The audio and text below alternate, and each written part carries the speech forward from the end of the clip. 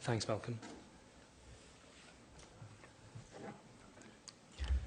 So carcinoid tumours are apodomas. They arise from the enterochromaffin cells throughout the gut.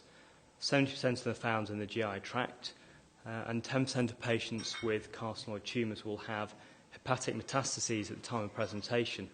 And although these tumours are considered incurable, many patients have a long-term prognosis of perhaps more than 10 years. Carcinoid syndrome occurs in approximately 10% of patients with carcinoid tumours. It manifests when the vasoactive serotonin and kallikrein enter the circulation and therefore, from the hepatic metastases and therefore escape hepatic degradation. The most common source is metastases is in the liver, followed by a second source in the bronchus. Patients present with skin flushing, secretory diarrhea, bronchoconstriction, and symptoms of carcinoid heart disease. 50% of patients develop serotonin-induced fibrosis of the tricuspid and pulmonary valves and of the tricuspid subvalvular apparatus. And this action is thought to be due to activation of 5-HT2B receptors by serotonin, and this leads to proliferation of the cardiac valve fibroblasts. And moreover, there's been some evidence now that the 5-HT2B receptors are found to have been expressed in models of right ventricular heart failure, and therefore its activation may actually have a direct effect on the myocardium. And although a number of 5-HT2B ligands have been identified, unfortunately they're all very cardiotoxic. So the treatment of carcinoid syndrome is with Octreotide, a somatostatin analogue that can neutralise the serotonin secretions and therefore decrease urinary 5-HT1AA secretion.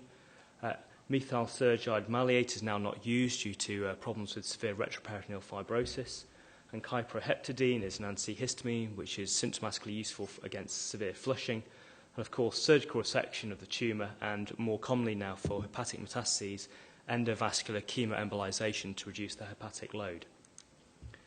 The largest surgical experience with carcinoid heart disease comes from the Mayo Clinic, and certainly if we look at this paper by Moller in Circulation published in 2005, of 200 patients identified with carcinoid tumour, they identified 43 patients who'd undergone contemporary tricuspid and or pulmonary valve replacement for carcinoid syndrome. And it should be noted that in all cases, the surgery is performed within 5 months of the initial diagnosis of carcinoid syndrome. In their series, 4 out of the 43 patients died in hospital, and on multivariate analysis, they identified elevated 5-HT1AA levels as the only independent predictor of mortality, again backing up the suggestion that serotonin has a direct myocardial effect as well as an effect against the valve fibroblasts. In patients undergoing isolated tricuspid valve replacement, the median survival was 4.8 years, with a range of 3.8 to 5.7 years, and for patients who needed a concomitant pulmonary valve replacement, median survival was significantly less at 2.8 years, with a range of 1.6 to 4.8 years. So what I'd like to do now is just share with you the Birmingham series of carcinoid heart disease, and this is predominantly Stephen Rooney's series that I'm going to be presenting here.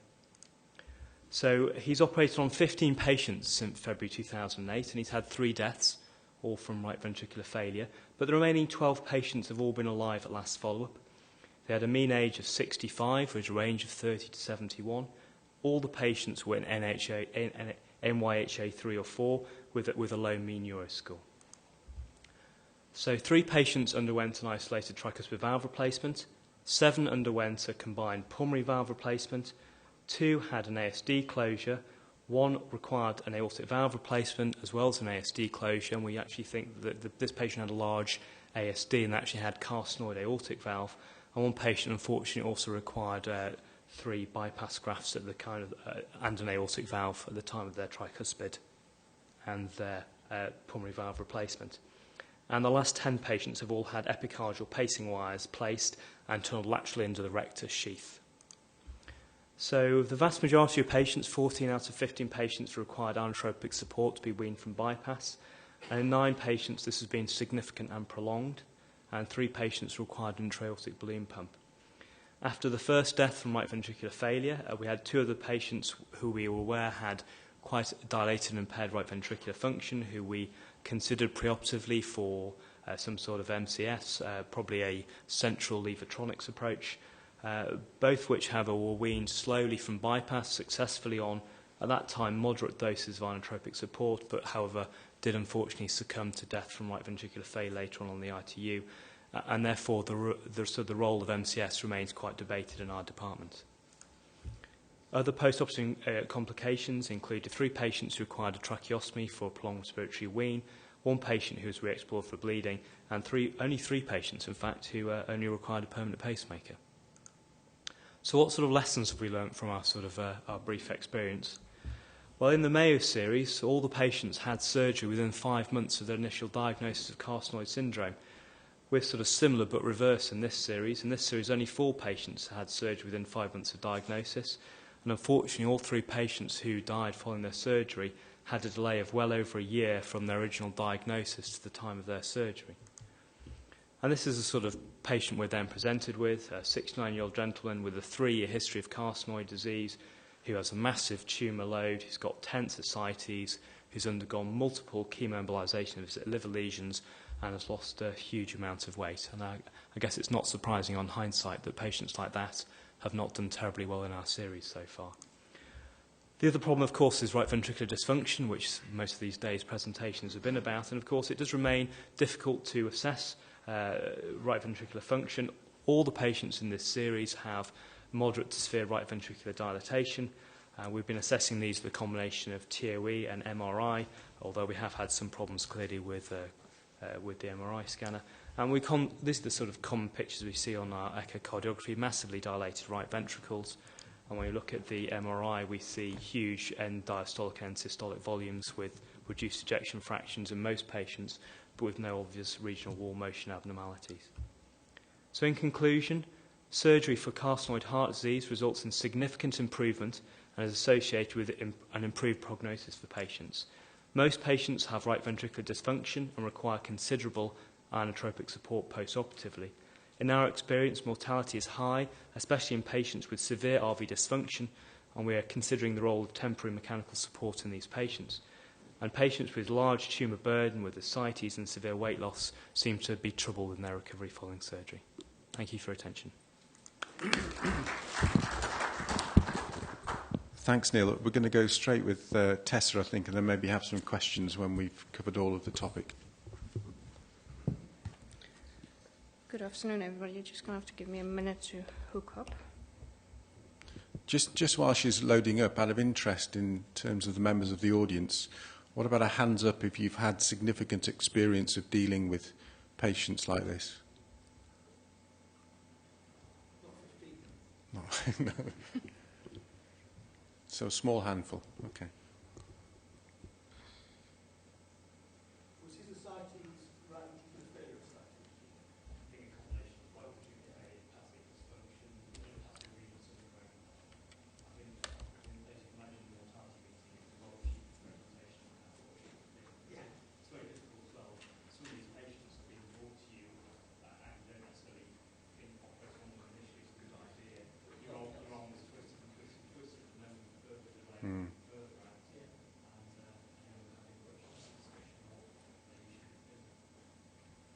Great. Thanks. Tessa, thank you. Thank you. I'm online now.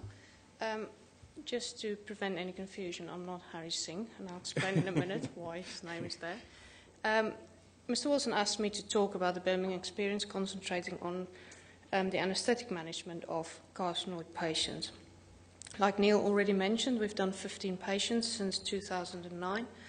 And the reason I'm involved, or me and Harry is involved, is when there was a mortality of the first 3 patients in quite a short space of time. So it was decided that we should set up a protocol-based management of the carcinoid patients to see if we can actually improve the outcome. So we were involved with the anaesthetic protocol, and this is now being used by the whole anaesthetic department. So this is just an example. We've got an intra-op and a post-operative protocol. So what I'm going to talk about is I'm just going to remind you a little bit about carcinoid syndrome and crisis and carcinoid disease, the preoperative assessment, then the anaesthetic, which I think I don't know how many anaesthetists are here, but it is something that sort of is quite daunting if you're faced with a carcinoid patient. The coming off pump issue, and then the post-operative management. So most patients are asymptomatic for years, and they only become symptomatic when metastasis occurs, and this occurs when the tumour is more than 2 centimetres, and before that they get sort of misdiagnosed with irritable bowel syndrome. Primary tumours, 25% in the lung, and the rest is GI tumours, and they secrete a variety of hormones. The most important ones is, or not important, or the most significant ones is serotonin and histamine.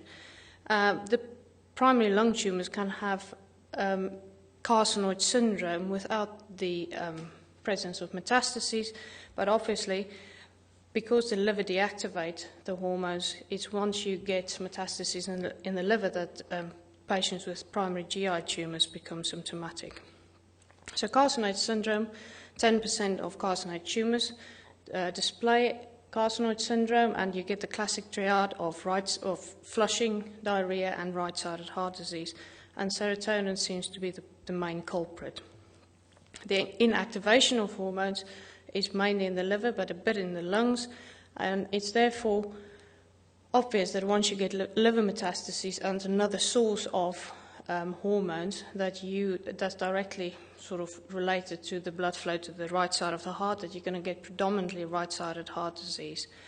About 10% of patients get left-sided heart disease, and that could be because it bypasses the lung inactivation, or because they've got a patent foramen ovale. The heart disease, like Neil already mentioned, is because of endocardial fibrosis with leaflet tethering, and it affects predominantly tricuspid valve, but often the pulmonary valve as well. Now, the clinical features, the flushing, occurs in 90% of patients, and there's a slight difference between whether it's a foregut or a midgut tumour, if it's GI tumours, in that the midgut tumours is more pink-red and shorter in duration. Other symptoms is diarrhea, wheezing, the abdominal pain, which could be from hepatomegaly, but also intestinal ischemia.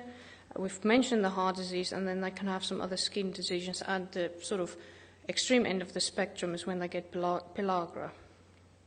So when we do the preoperative assessment, the first thing we want to know is whether the patient's got a stable carcinoid tumour load.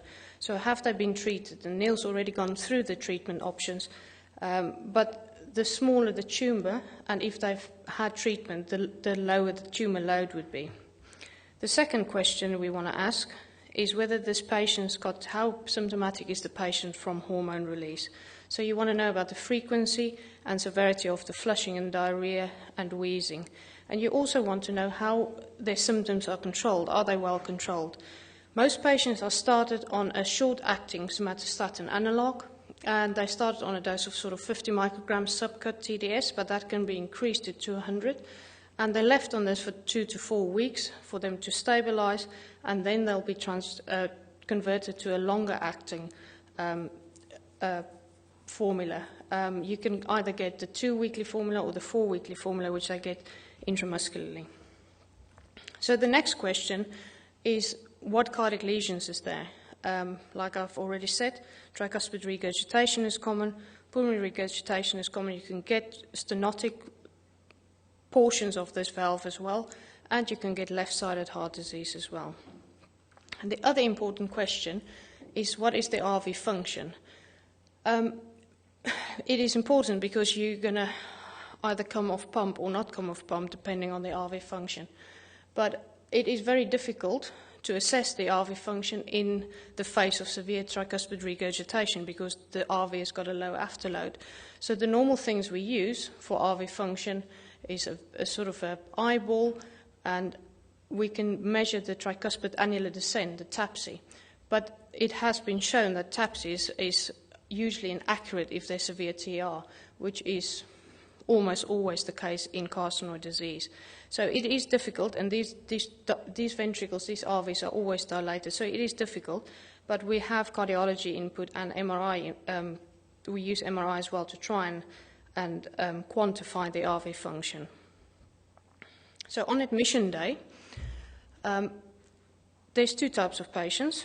There's going to be asymptomatic patients, patients with carcinoid disease that's not usually symptomatic, or symptomatic patients. If they're asymptomatic, they can have the normal dose of octreotide in the morning and the normal pre-med. However, when you have carcinoid heart disease, you will have had high levels of circulating hormones for a long period of time. So almost all these patients would be symptomatic. So the one thing to look at is to make sure that they haven't got electrolyte disturbances if they have diarrhea. And we put them on a continuous octreotide infusion of 50 to 100 micrograms per hour for 12 hours preoperatively. The pre-med is important to give them their temazepam or the anxiolytic, and also oxygen is advisable. Now, the anaesthetic. The first thing to remember is to avoid physiological triggers, things that can trigger carcinoid crisis and anxiety, pain. So it's a good idea for them to have had their pre-med. It's a good idea for them to have had their pre-op octreotide. And I normally give them a bit of midazolam before I put the A-line in. Other things that will trigger carcinoid crisis is severe hypotension, vigorous abdominal scrubbing, and I think we've done 15 patients. I've personally done 4 of those patients.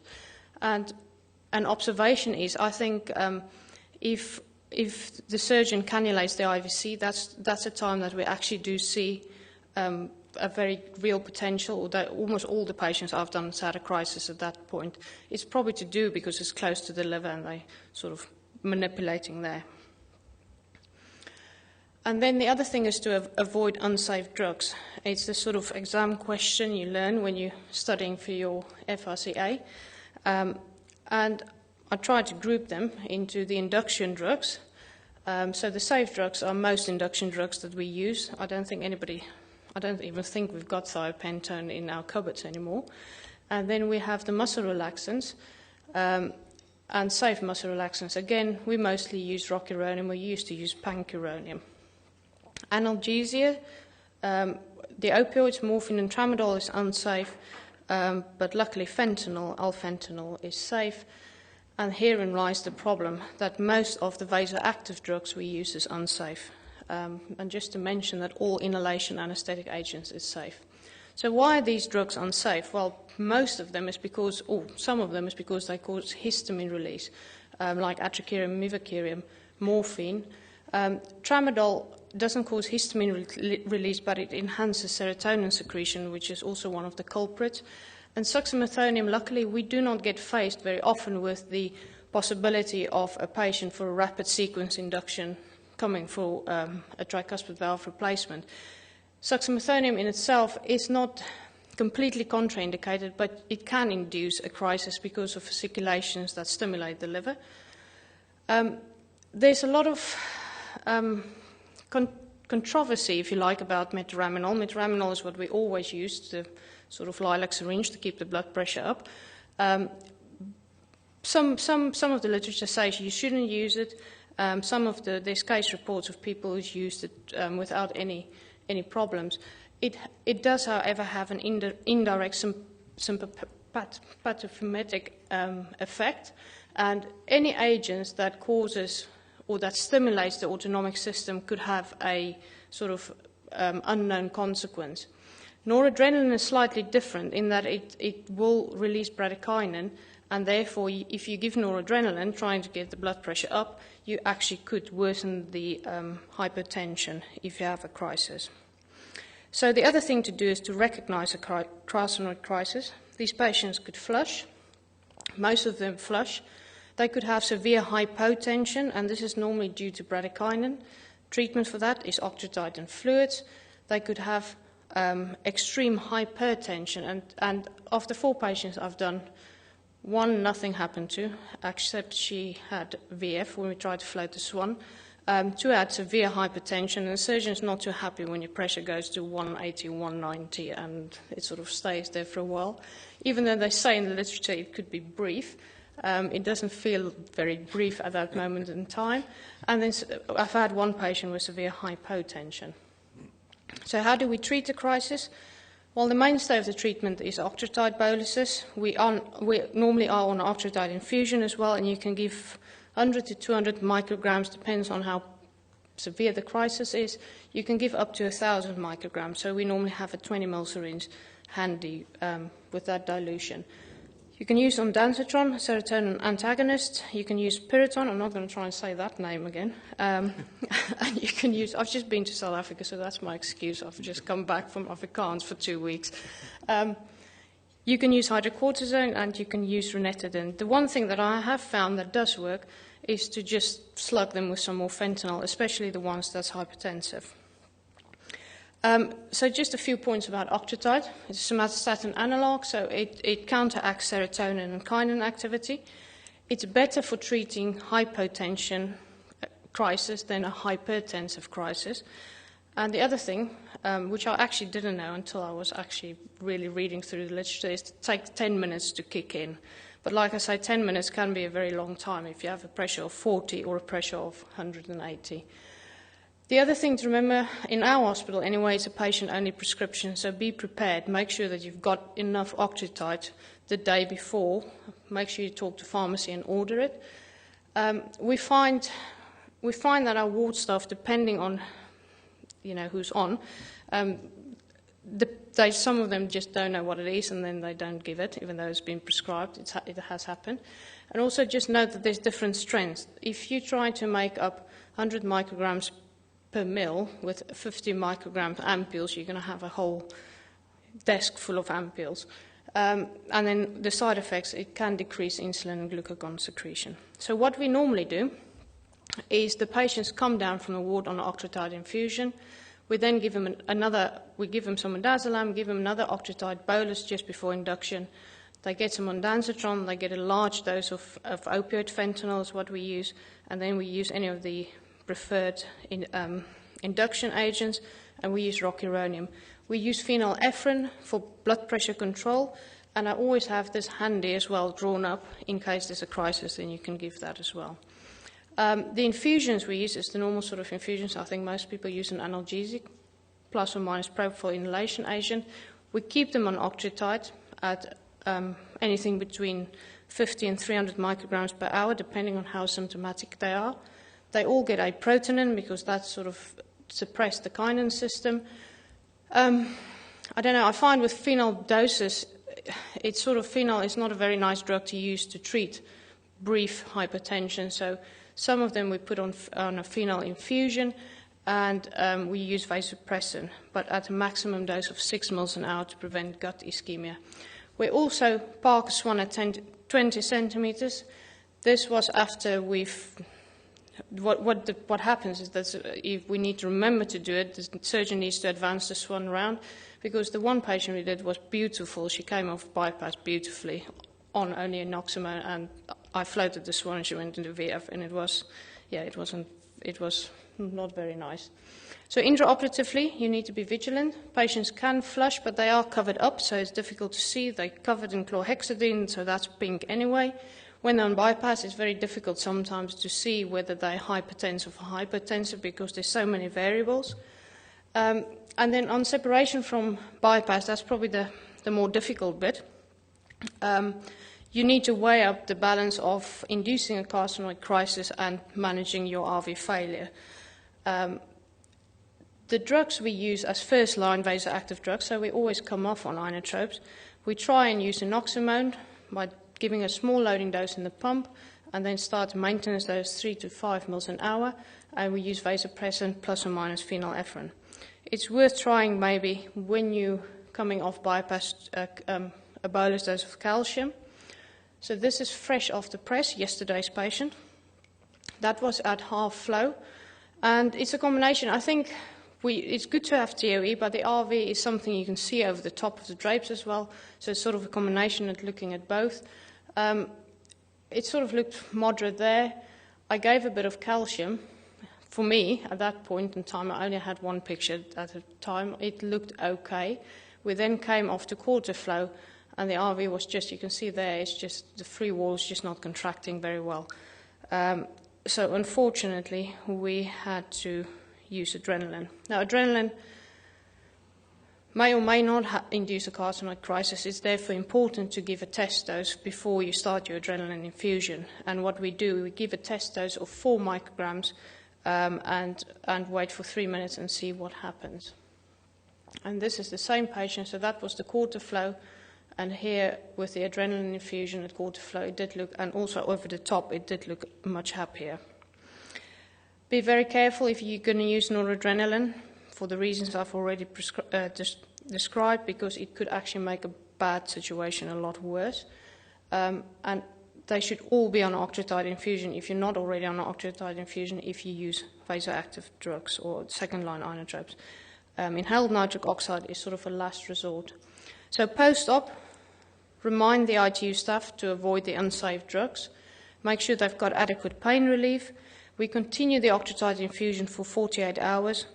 If they're still on inotropes after that period of time, we will continue on octreotide, and we wean the octreotide by 25% over 2 hours. That's just to prevent a rebound effect. And don't forget to resume their standard octreotide medication. So in summary, sometimes a carcinoid anaesthetic is a bit like that, being stuck between a rock and a hard place. Thank you very much.